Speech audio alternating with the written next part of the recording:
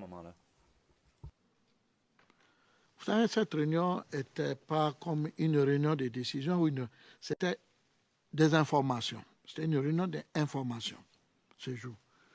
Le président Blair a convoqué cette réunion pour informer de la situation qui prévaut dans le pays et la marche qui devait avoir lieu, tout ça. C'était une information à chacun de nous. Et que ce qui s'est déroulé et ce qui s'est passé.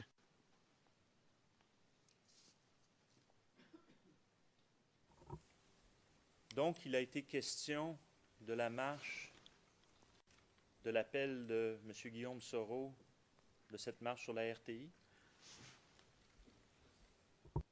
Pas objectif spécialement pour cette marche. C'était des informations de tout ce qui s'est passé dans le pays. De temps en temps, on se retrouve pour échanger. Ce n'était pas une réunion où chaque leader devait faire des propositions et une décision doit être prise. Non, c'était une information que les gens devaient marcher et que ce qui s'est passé.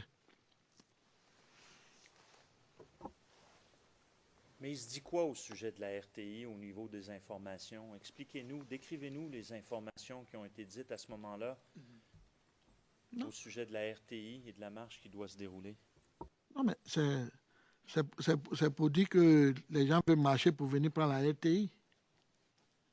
C'est ce qu'il disait à la réunion et on parlait de d'autres choses.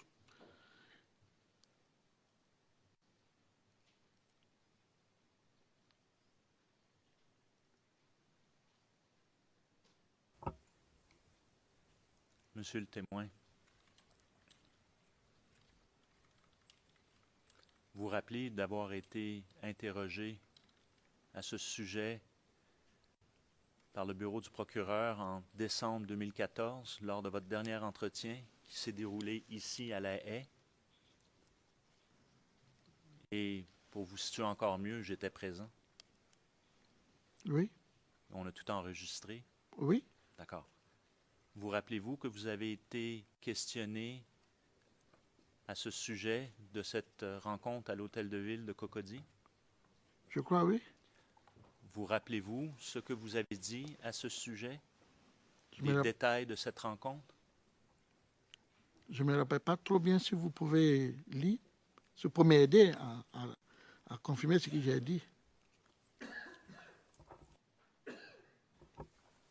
Alors, la Chambre me fait signe que oui. Please go ahead, yes. Le président, allez-y.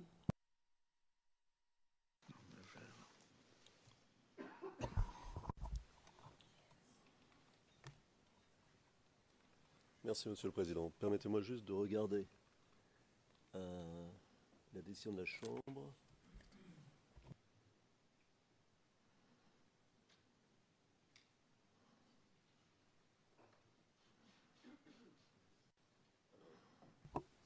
Merci. Monsieur le Président, je crois avoir compris que votre Chambre autorisait l'accusation à lire une partie de la déclaration, d'une déclaration précédente. Le témoin a déjà répondu à la question du procureur. D'ailleurs, il vient d'y répondre très clairement. Il n'a donc aucun problème de mémoire.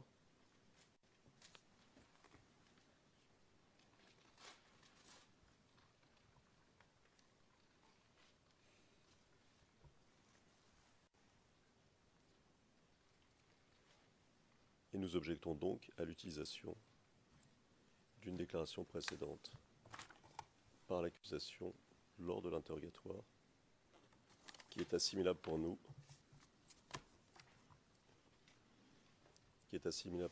à poser une question suggestive.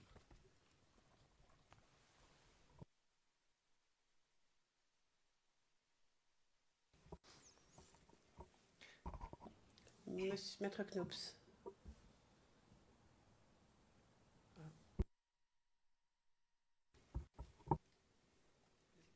Mr. President, Maître Knops, nous soutenons l'objection de Maître Altit et je fais référence justement à la page 22-23 du transcription d'hier.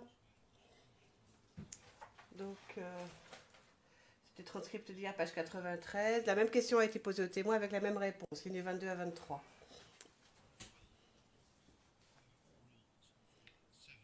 La règle du protocole, la règle 47 du protocole n'est donc pas applicable à notre avis et nous nous opposons à ce que l'on présente au témoin sa déclaration préalable.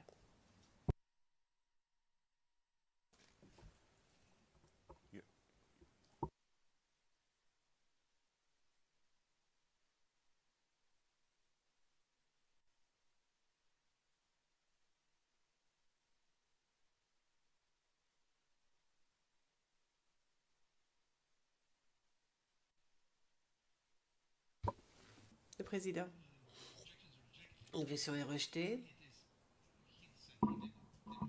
Il a dit qu'il ne se souvenait pas ce qu'il avait dit lors de l'entretien avec le procureur. Et donc, monsieur le procureur a le droit de lui rafraîchir la mémoire quant aux propos qu'il a tenus lors de l'interview. Donc, allez-y, monsieur MacDonald.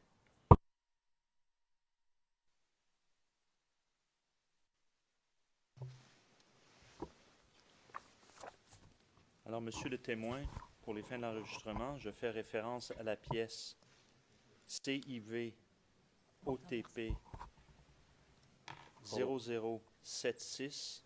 Excusez-moi. Pardon, Monsieur Please. le Président. Je regrette vraiment, mais... Je regrette vraiment. Mais pour nous, il s'agit d'une question de principe. Nous voudrions faire appel de votre décision de l'instant.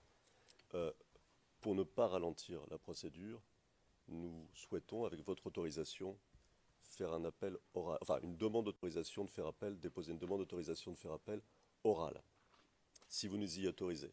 Si oui, nous demanderons à votre chambre 5 minutes, pas plus, pour nous préparer. Sinon, nous demanderons à votre chambre de prononcer les faits suspensifs de la décision que vous venez de rendre à l'instant, en attendant que nous ayons déposé notre demande d'autorisation de faire appel, de manière à ne pas obérer l'éventuel appel et l'éventuelle décision de la Chambre d'appel, si nous devions déposer une demande écrite.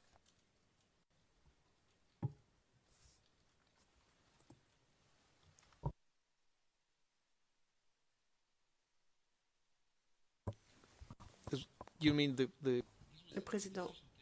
C'est une décision qui vient d'être prise par la Chambre, autorisant la question.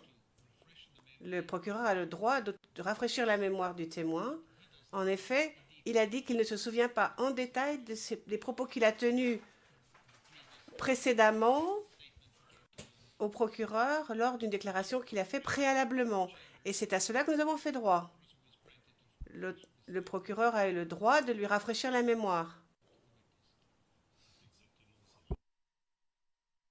here oui, to oui, be on the oui, oui. same page? Ah, absolument, on Juste est pour qu'on soit sur la même longueur d'onde. de mentionner.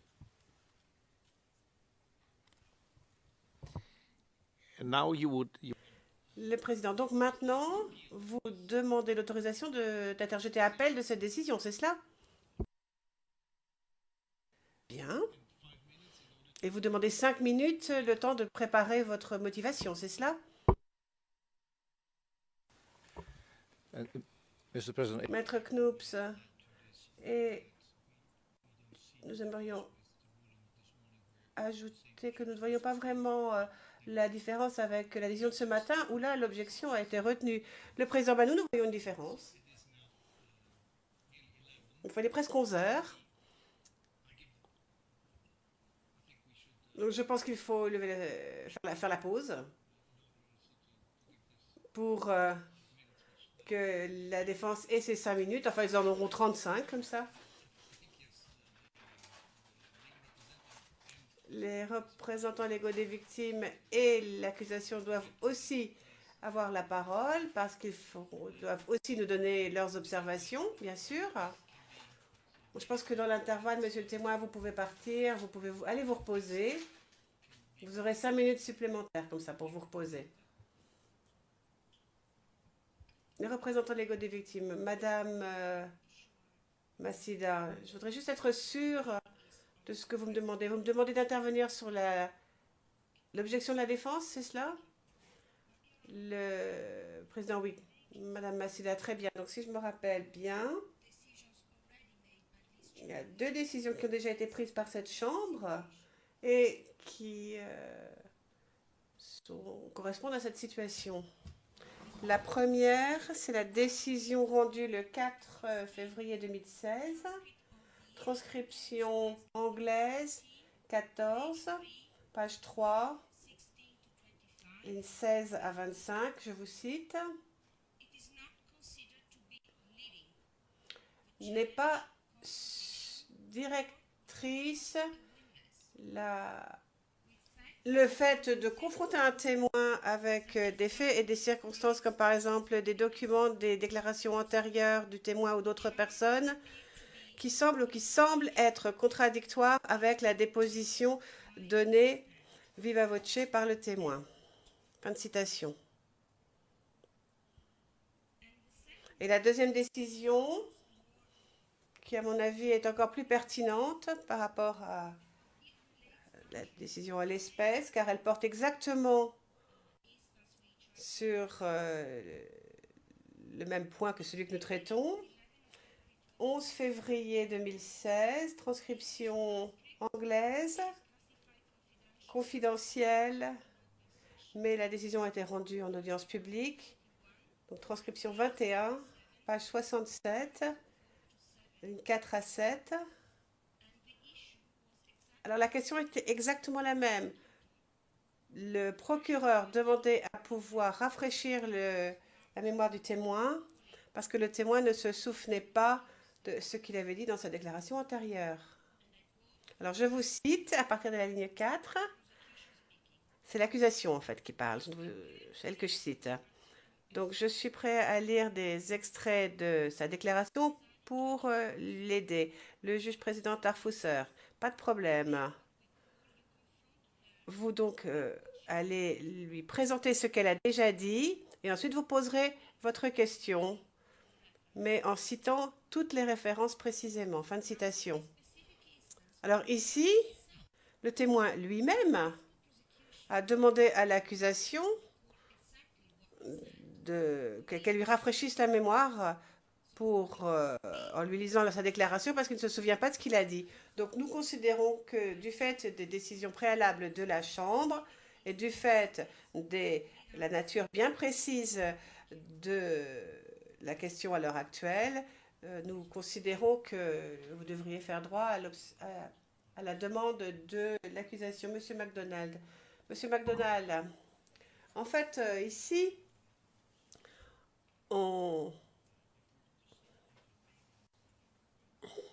très rapidement, donc, pour cette question d'interjeter appel, alors dès chaque fois qu'il y a une décision, les gens ne sont pas contents, ils vont demander une suspension pour pouvoir préparer leur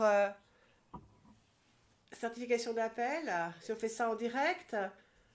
Donc,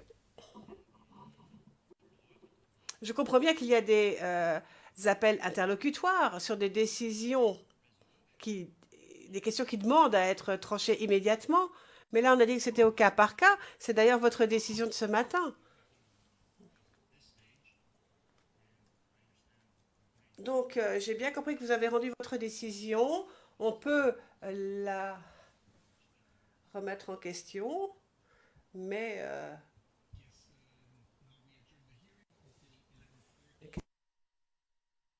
And with the oral leave to appeal. Donc, tout ceci vient en fait uniquement du fait qu'on a demandé à rafraîchir la mémoire du témoin et à suivre donc votre décision. Le président, très bien, nous allons lever la séance et nous reprendrons à 11h30.